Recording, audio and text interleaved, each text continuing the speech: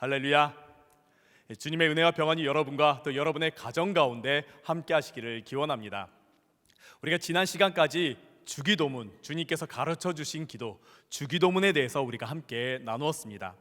이 시간부터 한 12주가량 우리가 함께 나눌 내용은 사도신경입니다. 우리의 신앙의 핵심이 담겨져 있는 사도신경의 고백들을 우리가 하나하나 나누면서 우리의 신앙을 점검하고 또 우리의 믿음에 대해서 배우는 귀한 시간 되시기를 간절히 바랍니다. 오늘은 나는 믿습니다라는 주제로 여러분과 함께 말씀을 나누도록 하겠습니다. 먼저 우리에게 왜 사도신경이 필요한 것일까요? 우리는 왜 사도신경을 하는 거고 우리에게 사도신경은 꼭 필요한 것일까요? 주기도문이라든지요 혹은 십계명은 성경에 있습니다. 예수님께서 우리에게 가르쳐 주신 기도, 그리고 이렇게 기도하라라고 하면서 주기도문을 가르쳐 주셨지요. 그리고 십계명도 하나님께서 우리에게 주셨습니다. 그래서 주기도문이라든지요 혹은 십계명 같은 것은 당연히 우리가 외우고 우리가 해야 되는 것은 우리가 당연하게 여깁니다. 하지만 사도신경은 성경에 없습니다. 그래서 우리가 꼭 해야 될까? 그런 의문이 들기도 합니다. 그리고 사도신경을 하는 것이 일반적이지가 않습니다. 어떤 예배는 사도신경으로 시작하지만은 어떠한 예배는 사도신경으로 시작하지 않기도 합니다. 심지어 어떠한 교단이라든지 어떠한 교회는 아예 예배 때 사도신경을 하지도 않습니다. 그리고 우리가 사도신경을 하다 보면 굉장히 빠르게 지나가기 때문에 우리가 사도신경에 있는 내용을 깊이 생각한 적이 그리 많지 않습니다. 여러분 지금 당장 사도신경에 어떠한 내용이 있는지 기억이 나시는가요? 혹은 그 내용의 의미가 기억이 나시던가요? 그러다 보니까 우리가 사도신경을 꼭 해야 되는 것인가? 우리가 사도신경이 정말 중요하고 우리의 신앙에 있어서 정말 필요한 것인가? 라는 의문이 들 때가 있습니다. 그렇다면 사도신경은 왜 생겨나게 된 것일까요? 초기 기독교 3세기경에 사도 전승이라는 초대교회 문서가 있습니다. 그 문서를 쭉 읽다 보면은 세례에 관련된 부분에서 이 사도신경에 있는 내용을 가지고 세례를 베푼 장면이 있습니다. 초대교회에서는요 세례를 받을 때 분명한 믿음의 고백이 있어야지만이 세례를 받을 수가 있었습니다. 그래서 세례를 베푸는 집례자가 세례를 받는 이에게 세 가지 질문을 하면서 세 번의 세례를 베푸는데 첫 번째 질문이 이거입니다. 당신은 전능하신 하나님 아버지를 믿습니까? 그러면 세례를 받는 이가 나는 믿습니다라고 그렇게 당당하게 고백할 때에 첫 번째 세례가 베풀어집니다. 그리고 두 번째 집례자가 묻습니다. 당신은 하나님의 아들 예수 그리스도께서 성령으로 말미암아 동정녀 마리아에게 태어나시고 본디오 빌라도의 치하에서 십자가에 못 박혀 죽으시고 사흘 만에 죽은 이들 가운데서 부활하시고 하늘에 올라 하나님 오른편에 앉으셔서 살아있는 자와 죽은 자를 심판하러 다시 오실 것을 믿습니까? 그 질문에 세례를 받는 이가 나는 믿습니다 라고 고백하면 두 번째 세례가 베풀어집니다. 그리고 다시 집례자가 묻습니다. 그러면 당신은 성령과 거룩한 교회와 몸의 부활을 믿습니까? 그 질문에 세례받는 이가 마지막으로 나는 믿습니다라고 당당하게 고백할 때 세 번째 세례가 베풀어지면서 세례를 마치게 됩니다. 사도신경에 있는 내용을 가지고 세례를 베푼 것을 우리가 보게 됩니다. 그 내용들 중에 가장 중요한 게 무엇이냐? 세례를 받는 이가 고백하는 나는 믿습니다입니다. 이러한 고백이 시간이 흐르면서 교회 안에 정착하게 되었고 한 8세기 9세기경에 사도신경이 교회 안에서 예배 가운데 사용되게 되었습니다. 이렇게 사도신경이 교회 안에서 중요하게 정착된 이유가 있습니다. 왜냐하면 초대교회 때 있었던 수많은 박해와 그리고 이단과 거짓 교사와 악한 문화들 때문에 믿음이 혼란스러워져서 이 사도신경이 분명하게 필요하게 되었습니다. 초대교회 때 수많은 박해로 말미암아 초대교회 성도들이 믿음을 지키기란 굉장히 어려웠습니다. 거기에 많은 이단들과 거짓 교사들이 성도들의 믿음을, 신앙을 굉장히 혼란케 하였습니다. 이단들, 특히 이단들, 거짓 교사들은 우리도 하나님을 믿는다라고 말하지만 그들이 말하는 하나님은 전혀 다른 하나님이었습니다. 그들은 예수 그리스도를 믿는다라고 고백하지만은 그들이 말하는 예수 그리스도는 전혀 다른 예수 그리스도였습니다. 성령에 대해서도 말하지만 그들이 말하는 성령의 역사는 우리가 알고 있고 성경에서 말하는 성경의 역사와 너무나 달랐습니다. 그들은 믿는다라고 말하지만은 그 내용을 보니까 전혀 다른 것이었죠. 그래서 교회가 이러한 일들로 말미암아 분열되고 혼란케 되고 심지어 사망의 길, 멸망의 길에 빠지게 되다 보니까 이러면 안 되겠다. 우리가 분명한 믿음이 있어야 되겠다. 우리가 누구를 믿는 것인지, 우리가 무엇을 믿는 것인지에 대한 정확한 고백이 있어야 되겠다 하면서 신조, 믿음의 고백, 신경이 생겨나게 됩니다. 초창기에는 여러 가지 신경들이 있었습니다. 니케아 신경, 콘스탄티노플 신경, 에베소 신경 등 여러 가지 신경들이 있었는데 시간이 지나면서, 수세기가 지나면서 많은 사람들에게 검증되고 사랑받은 신앙 고백은 바로 사도신경입니다. 사도신경은 성경의 말씀을 기초로 하여 믿음에 대해 가장 중요하고 가장 필요하고 핵심적인 내용을 요약한 것이 바로 사도신경입니다. 특별히 굉장히 구조적으로도 잘 짜여져 있기 때문에 수많은 신학자들, 마틴 루터라든지 어거스틴, 칼벤, 그리고 칼바르트 등 수많은 신학자들이 자신이 더 완벽한 신앙 고백을 만들어야겠다, 신조를 만들어야겠다 그렇게 말하지 않고 오히려 사도신경을 가지고 해설을 하거나 묵상하는 그런 책이나 내용들이 많이 있습니다. 사도신경은 그리스도인들이 믿어야 할 바를 가장 핵심적으로 요약한 수세기 동안 검증되고 사랑받아온 신앙 고백입니다. 우리의 고백이고 또 우리의 믿음의 고백입니다.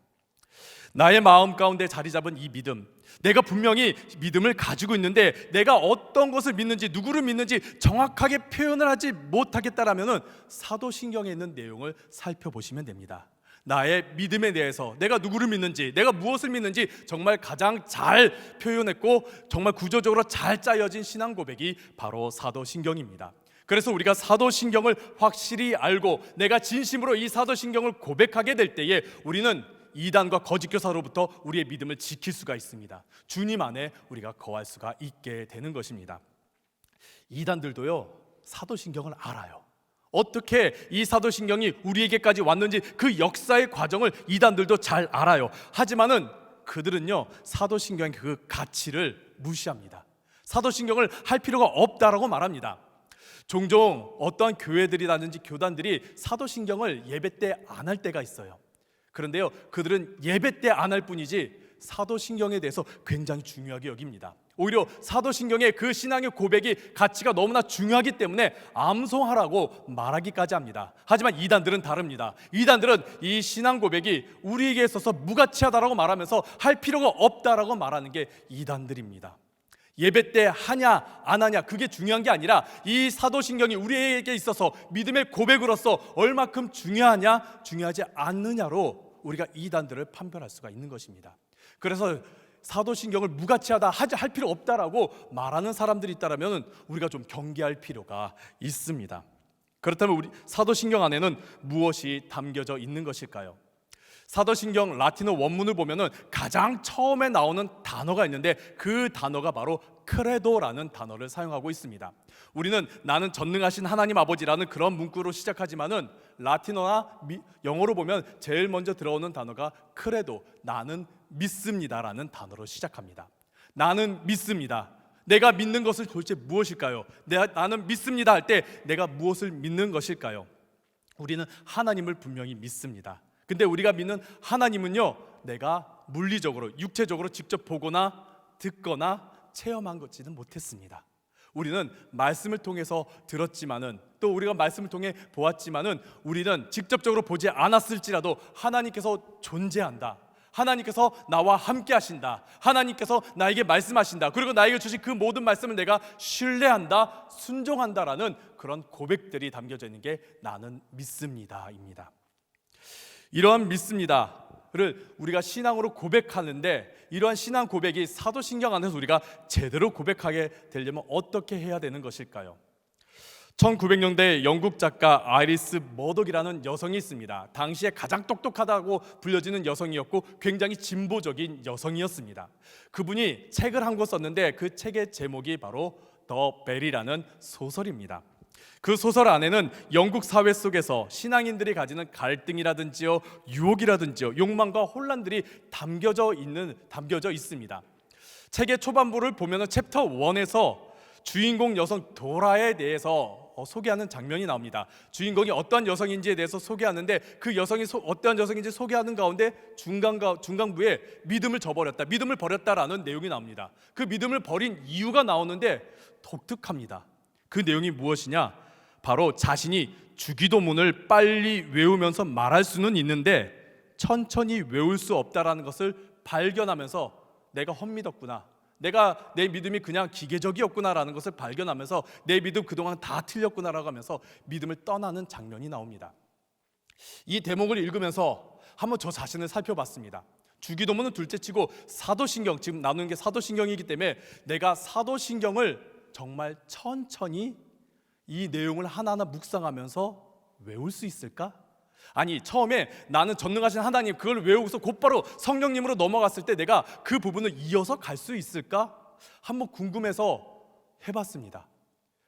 암송하는 건 둘째치고요, 내내 어떤 느낌이 드냐면 불안한 느낌이 들어요. 왠지 틀릴 것 같고 내가 제대로 하지 못할 것 같고 도대체 그 다음이 뭐지, 그 다음이 뭐였지라면서 불안한 가운데 제가 사도신경을 하고 있더라고요. 그런 것을 보면서 나도 기계적으로 했구나, 나도 사도신경을 하면서 의무적으로 그냥 기계적으로만 하고 있었구나라는 것을 발견하게 되었습니다. 여러분은 이러한 경험 해본 적 없습니까? 예배를 드릴 때 사도신경을 할 때 사도신경을 하다가 내가 딴 생각을 하거나 갑자기 속도를 따라가지 못해서 한 부분을 놓쳐버리면 그 뒷부분을 통째로 못할 때가 있지 않습니까? 갑자기 통째로 되지 않고 잘 되지 않을 때 그런 경험 있지 않습니까? 신앙생활에 있어서 암송은 굉장히 중요합니다. 말씀을 암송하는 것은 굉장히 중요해요. 그 의미를 정확히 알든지 모르든지 성경에 있는 말씀들을 암송하는 것은 굉장히 중요합니다. 그렇게 암송할 때 어느 순간 하나님께서 그 말씀을 통해 내 마음과 내 영혼을 두드릴 때가 있고 깨달을 때가 있기 때문에 성경에 있는 말씀들은 암송하는 것은 굉장히 중요합니다. 하지만 신앙 고백, 이 사도신경은 암송에 앞서 더 중요한 게 무엇이냐면은 내가 무엇을 믿느냐라고 고백하는 것을 아는 게 더 중요하다라는 겁니다. 우리가 그냥 기계적으로 그냥 빠르게 쑥 신앙 고백을 하는 것이 아니라 내가 도대체 무슨 내용을 갖고 내가 나는 믿습니다라고 고백하는지 우리가 정확히 알아야 한다라는 것이죠. 그렇다면 우리가 진심을 담아 정말 나의 믿음을 담아 고백하기 위해선 어떻게 해야 되는 걸까요? 또 도대체 어떻게 해야지만이 되는 것일까요? 오늘 본문으로 한번 돌아가 보도록 하겠습니다. 오늘 본문에 있는 내용은 우리가 잘 아는 베드로의 고백이 담겨져 있습니다. 주는 그리스도시요 살아계신 하나님의 아들이시니이다. 이 고백이 바로 사도신경의 기초가 되는 고백입니다. 이 고백을 할 때 예수님께서 계신 곳이 좀 독특합니다. 우리가 잘 알다시피 가이사랴 빌립보에서 이 질문을 예수님께서 하십니다. 가이사랴 빌립보는 이스라엘의 최북단에 있는 지역입니다. 갈릴리보다 더 위에 있는 지역이고 이방의 경계선이기 때문에 그곳은 굉장히 많은 이방의 신전들이, 또 이방 사람들이 많았습니다. 오히려 유대인들이 그곳을 가기는 꺼려했던 곳입니다. 그곳에 가면 수많은 우상들, 수많은 신전들이 있는데 바위 가운데, 정말 대단한 바위 가운데 많은 신전들이 있습니다. 그래서 사람들이 그곳에 가면서 나는 이걸 믿는다, 나는 이걸 믿는다, 나는 이런 거를 믿는다라는 그러한 분위기가 있는 곳이 바로 가이사랴 빌립보입니다. 이런 곳에 예수님께서 가셔서 제자들에게 먼저 묻습니다. 사람들이 나를 누구라 하느냐? 많은 사람들이 나를 믿고 따르는데 도대체 나를 누구라 생각하면서 믿고 따르는 것이냐라는 질문이죠. 그랬더니 제자들이 이렇게 말합니다. 더러는 세례 요한이다라고, 혹은 엘리야다라고, 혹은 예레미야라고, 혹은 선지자 중에 한 명이다라고 말합니다. 많은 사람들이 예수님을 선지자로서 알고서 선지자로서 믿고서 따랐다라는 것이죠. 그 말을 들은 예수님께서 제자들에게 다시 묻습니다. 그럼 너희들 오랜 시간 동안 목숨 걸고 다른 거 다 버리고서 나를 따랐던 너희들, 예수님께서 직접 말씀하신 것을 직접 듣고 예수님의 기적을 직접 보고 예수님과 동고동락했던, 예수님을 직접 체험했던 그러한 제자들, 너희들은 도대체 나를 누구라고 생각하면서 따르는 거냐? 너희들은 나를 누구라 하느냐라는 질문을 하십니다. 그러한 질문은 우리에게도 똑같이 하시는 질문이나 다름없습니다. 우리가 신앙생활을 하고 있고 또 이렇게 나와 예배를 드리고 있는데 예수님께서 우리에게 물으실지 모릅니다. 도대체 여러분은, 너희는 어떤 믿음을 가지고서 이곳에 나왔느냐? 너희는 나를 누구라 하느냐라고요. 우리는요, 예수님을 육체적으로 우리의 눈으로 직접 보지는 못했어요. 예수님의 말씀을 직접 우리 귀로는 듣지 못했어요. 우리는 그저 성경에 있는 말씀을 통해서 우리는 예수님께서 어떠한 말씀을 하셨다, 예수님께서 어떻게 하셨다라는 것을 아는 것이죠. 냉정하게 말하면요, 우리는 믿음보다 아는 게 더 많을지도 모릅니다. 근데 이건 제자들도 마찬가지였어요. 제자들도 오랜 시간 예수님을 직접 보고 예수님과 함께 했지만은 예수님을 하나님의 아들로서 믿기보다는 예수님께서 저런 말씀을 하신 분, 예수님께서 이러한 행동을 하신 분, 이러한 일을 베푸신 분으로 그들은 알고 있었을 뿐입니다. 그래서 예수님께서 십자가에 달리셨을 때 그들은 예수님을 배반하고 부인하고 도망쳤던 것이죠. 그렇다면 베드로의 고백은 도대체 무엇일까요? 정말 우리가 잘 알고 있는 그 위대한 고백은 도대체 무엇일까요? 주는 그리스도시요 살아계신 하나님의 아들이시나, 이 고백은 도대체 어떻게 된 것일까요? 우리 그 다음에 있는 17절을 함께 한 목소리로 읽어보도록 하겠습니다. 함께 읽겠습니다. 예수께서 대답하여 이르시되 바요나 시몬아 내가 복이 있도다. 이는 내게 알게 한 이는 혈육이 아니요 하늘에 계신 내 아버지시니라. 너가 그렇게 고백한 거는 혈육이 아니다. 너의 능력이 아니다. 너의 생각도 아니다. 누군가 가르쳐줘서 한 것도 아니다. 하나님께서 하신 것이다 라는 겁니다. 하나님께서 하셨기 때문에 그 고백, 그 믿음의 고백, 그 신앙 고백이 가능했다라는 것이죠. 우리가 잘 알고 있는 존 웨슬리, 그의 회심 이야기 아마 여러분들 들어본 적 많으실 것입니다. 1738년 5월 24일 올더스게이트에서 한 집회 가운데 마틴 루터의 로마서 주석을 듣고서 그의 마음이 뜨거워지면서 확신을 가지게 되었다라는 그런 내용들 여러분 분명히 들어보신 적 있으실 겁니다.